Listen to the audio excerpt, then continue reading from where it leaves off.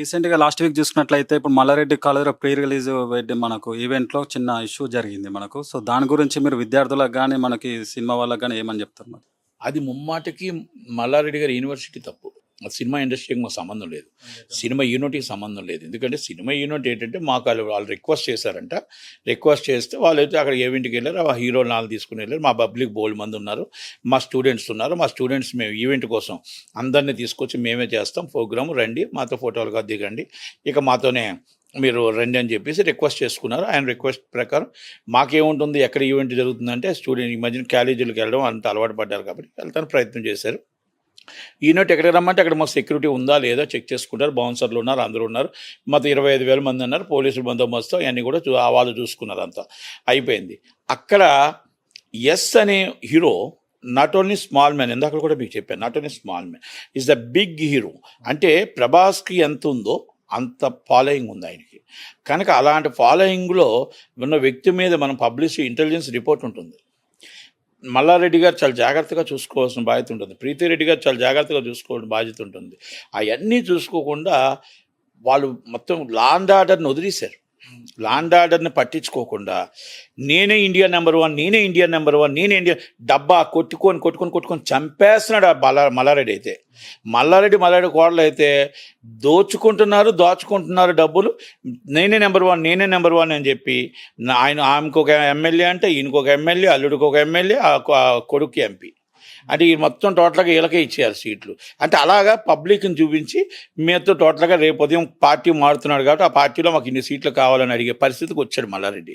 అలాగా మల్లారెడ్డిని ఆయన కోసం డబ్బా కొట్టుకోవడం కాదు. పిల్లలకి నువ్వేమి ఇచ్చావు, పిల్లల తండ్రికి తల్లిదండ్రులకు ఏం భరోసా ఇచ్చావు, నువ్వు అప్లికేషన్లు ఏం పెట్టావు, నేను మంచి చదువు చెప్తాను, MBBS, engineering school, science and technology మొత్తం అంతా కూడా నేను నేర్పిస్తాను అని చెప్పి ఒక కాలం పెట్టి ఆ సర్టిఫికేట్లో నాకు ఇదిగో ఫీజు అని చెప్తున్నావు, ఆ ఫీజులో వైట్ బ్లాక్ అంటున్నావు, ఏదైతే అది మొత్తం టోటల్గా దోచుకుంటున్నారో అయిపోయింది.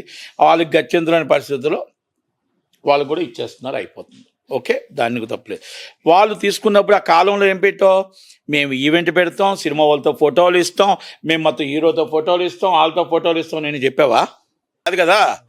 మరి నువ్వు పిల్లల తల్లిదండ్రులకు నువ్వేం మాట ఇచ్చావు, ఏం చేస్తున్నావు? ఈవెంట్కి తీసుకురావడం ఏంటి, బస్సులు ఎక్కించి ఈవెంట్లో ఫోటోలు తీసుకురావడం ఏంటి, కాళ్ళు ఇరిగిపోవడం ఏంటి, వాళ్ళ పరిస్థితి విషమం ఉండడం ఏంటి, తలెరగడం ఏంటి, లాఠీ చార్జ్ ఏంటి? మీకు ఫీజు కట్టి చదువుకోండి బాబు అంటే మీరు లాఠీ చార్జీ చేసి పిల్లల్ని అన్యాయంగా కొట్టడం ఏంటి? అసలు పిల్లల మీద దౌర్జన్యం ఏంటి? అసలు పిల్లల్ని జూనియర్ ఆర్టిస్టులాగా ఈవెంట్లకు వాడటం ఏంటి? ఇలాంటి వాళ్ళకి మనం కాలేజీ లైసెన్స్ క్యాన్సిల్ చేయాలా? మరి గవర్నమెంట్ చూడకుండా ఊరుకుంటుందా? లేకపోతే మల్లారెడ్డి గారు అని చెప్పేసి వదిలేస్తుందా? మరి పీతిరెడ్డి గారు అని చూసి వదిలేస్తుందా? నరేంద్ర మోడీ గారి దగ్గర అని చెప్పి వదిలేస్తుందా?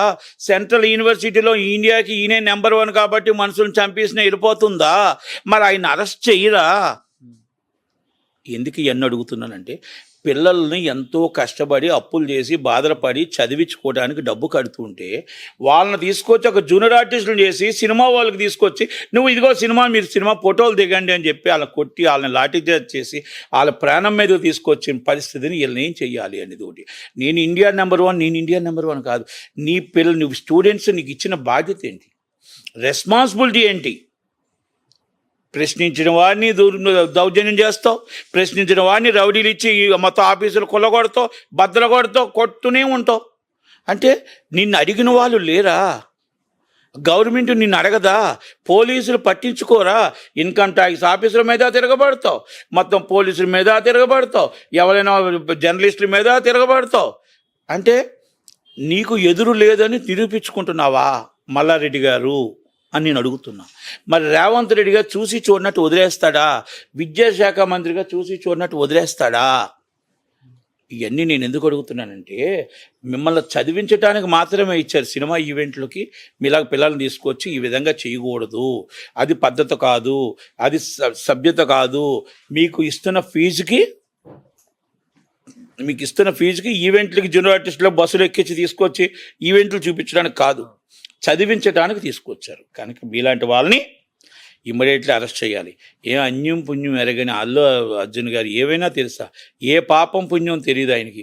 ఆయన వెళ్ళాడు, సినిమా చూశాడు, తొక్కుసలాట జరిగింది. తొక్కుసలాటలో ఎవరో ఒకళ్ళు చనిపోతే అయినా కూడా ఆయన్ని స్పందించి ఆమెకి డబ్బులు ఇచ్చి, వాళ్ళకి డబ్బులు ఇచ్చి ఆ పిల్లడిని ఎంత దాకా ఉంటే అంత దాకా చేస్తాను, నేనే చేస్తాను అని చెప్పి మాట ఇచ్చి అంత చేస్తే బిగ్గెస్ట్ స్టార్, అలాంటి స్టార్ను ఒక్కరోజు జైల్లో పెట్టారే, అరెస్ట్ చేశారే, అన్యాయంగా అరెస్ట్ చేశారే. అసలు తెలియని వ్యక్తి ఇంటెలిజెన్స్ రిపోర్ట్ అక్కడ సిఏని, డిఎస్పీని వాళ్ళని సస్పెండ్ చేయాలి, అక్కడ స్టేషన్ హౌస్ ఆఫీసర్ని సస్పెండ్ చేయాలి. ఎందుకంటే రిపోర్ట్ ఇవ్వకనందుకు, అంటే జనాలు పబ్లిక్ వచ్చేసారని చెప్పకుండా ఇవ్వనందుకు, అంటే ఆయన్ని అన్యాయంగా అరెస్ట్ చేశారే. ఇప్పుడు మల్లారెడ్డి గారు పొలిటికల్ లీడరేనా? మల్లారెడ్డి గారు నరేంద్ర మోడీకి దగ్గరేనా? మల్లారెడ్డి గారు అమిత్ షా గారికి దగ్గరేనా? అంటే 4 ఎంపీ టికెట్లు మొత్తం డబ్బులు 100 లక్షల కోట్లు ఆస్తుంది, ఆయన గవర్నమెంట్ ఫామ్ చేయగలుగుతాడేనా? మరి ఆయన అరెస్ట్ చేయట్లేదంటే న్యాయం ఎక్కడ ఉంది అని అడుగుతున్నా, చట్టం ఎక్కడ నడుస్తుంది అని అడుగుతున్నా. స్టేషన్ హౌస్ ఆఫీసర్ కానీ, ఇంటెలిజెన్స్ రిపోర్ట్ కానీ జనాలు 1కి 10 ఇంతలు వస్తున్నాడు ఉంది అని మీరు ఎందుకు లెక్క చేసుకోలేదు అని అడుగుతున్నా. స్టేషన్ హౌస్ ఆఫీసర్ని ఎందుకు సస్పెండ్ చేయలేదని అడుగుతున్నా. డిఎస్పీకి మేము ఎందుకు ఇవ్వలేదని అడుగుతున్నా. మల్లారెడ్డి గారిని, ప్రీతిరెడ్డి గారిని మరి ఎందుకు అరెస్ట్ చేయలేదని అడుగుతున్నా. వాళ్ళందరినీ రెచ్చగొట్టి పబ్లిక్ అందరినీ కూడా మొత్తం అయితే సినిమా యూనిట్కి ఏం సంబంధం లేదు. సినిమా యూనిట్ మీ క్యాలేజ్ ఎవరినో రమ్మన్నారు, వచ్చారు, అంతే తప్ప వాళ్ళకి ల్యాండ్ ఆర్డర్ విషయం కానీ ఇంకోటి కానీ వాళ్ళకేం తెలియదు. వాళ్ళకి ఏ పాపం పుణ్యం తెలియదు. సినిమా యూనిట్కి ఏం తెలుస్తుంది? మీరు ఆహ్వానించారు, అన్నీ కరెక్ట్గా ఉన్నాయంటే వచ్చాడు ఆయన. కాకపోతే మీరు మీరు ల్యాండ్ ఆర్డర్ ప్రాబ్లం ఉన్నది ల్యాండ్ ఆర్డర్ పోలీసు వాళ్ళు చూసుకోవాలా, మన కాలేజీ యాజమాన్యం చూసుకోవాలా. నేను నెంబర్ 1, ఇండియా నెంబర్ 1 డబ్బా కొట్టి చచ్చిపోతున్నాం. ఆయన ఇంకొక ఆయన ఉంటాడు, డబ్బులు ఊరికినే రావు అని. ఆ టైపులో నేను నెంబర్ వన్ అని వాగుతూనే ఉంటాడు. మరి దీనికి ఏం చేయాలి? ఆన్సర్ చెప్పాలా? మొత్తం ఎవరైతే ఉన్నారో అందరికీ క్షమాపణ చెప్తావా? వాళ్ళకు మొత్తం టోటల్గా ఎవరైతే వాళ్ళు గాయపడ్డారో, వాళ్ళు ఏం పడ్డారో వాళ్ళ కుటుంబానికి ఏం సమాధానం చెప్తావు? నీ కుటుంబం అయితే ఏం సమాధానం చెప్తావు, ఆ కుటుంబం అయితే ఏం సమాధానం చెప్తావు చెప్పాలి. అడిగినోడిని రౌడీజం చేయడం కాదు. తెలంగాణ మీదే కాదు, అందరిది ఉంది.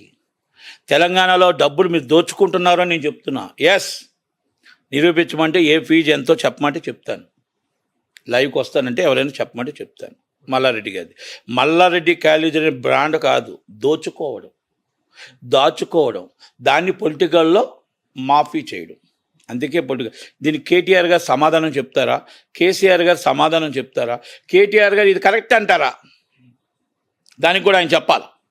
ఎందుకంటే కేటీఆర్ గారు అత్యంత ఆప్తుడు, పార్టీ నాయకుడు కనుక మన పిల్లలకు దెబ్బలు తగింది మరి ఖండిస్తాడా, లేకపోతే మనం పొలిటికల్ లీడర్ మన మనిషి కదా అని చెప్పి సమర్థిస్తాడా అనేది ఒకటి. రేవంత్ రెడ్డి గారు మరి అల్లు అర్జున్ గారిని అరెస్ట్ చేయిస్తాడా, లేకపోతే మళ్ళానే కదా, మొత్తం అందరూ మనకే వస్తారు కదా, పార్టీలోకి వస్తారు కదా అనుకుంటాడా అనేది రేవంత్ అని కూడా నిర్ణయం తీసుకోవాలా. ఎందుకంటే మరి డిపార్ట్మెంటు మరి యాక్షన్ తీసుకుంటుందా, లేకపోతే ఎంక్వైరీ చేసి వదిలేస్తుందా, తూతూ మంత్రంగా చేస్తుందా అనేది నిర్ణయం తీసుకోవాలా. ఎందుకంటే ఇది టీంకి ఎటువంటి సంబంధము లేదు. ఇక్కడ ఓన్లీ బాధ్యులు శిక్ష పడాల్సింది కాలేజీ యాజమాన్యం.